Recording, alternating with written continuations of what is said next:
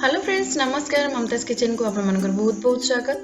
आज मु आपण मानक पई बनेकी देखिबी कोलथ डाली।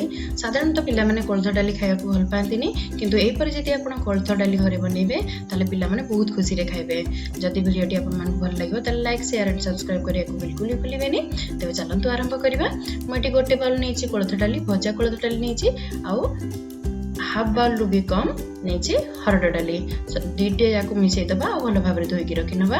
गोटे प्रेशर कुकर रे 3 ग्लास पानी दे दबा।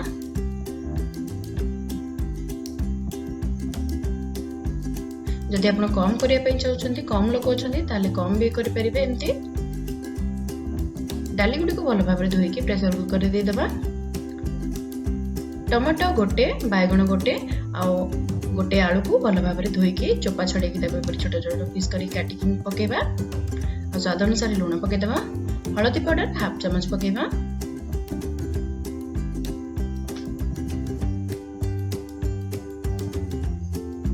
मोटी गोटे टमाटो नीचे आपण जदि अधिक खट्टा खाउछन्ती ताले 2टी टमाटो भी पके परिबे। बैगण और आलू को भल भाबरे धोइकी एपरि छोट छोट पीस करी काटिकी पकेबा। आउ 4टी हुइसिल आसे पर्यंत ताको छाडी देबा। 4टी हुइसिल आसे सरला परे ताको ऑटोमेटिकली ठंडा हबा पई छाडी देबा। तापर ही ढाकणा काढिबा। या भितर में रसुण आउ कंचा लंका को छेची नबा। मु 10टी रसुण रो कोला नीची आ 2टी कंचा लंका को एपरि छोट छोट छेची नबा। या भितर हम डाली रो प्रेशर कुकर रो ढाकणा काढी नबा। देखो फ्रेंड्स, एपरि डाली को भलो भाबरे फेंटी नियंतु बा गोळे नियंतु।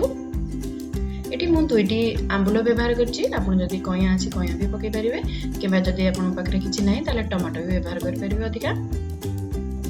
या परे हमें गोटे पैन गरम करनबा बा कड़ाई गरम करनबा। सेटे 3 टेबलस्पून तेल दे देबा। सोरिष गोटे टेबलस्पून, 2टी सुखिला लंका,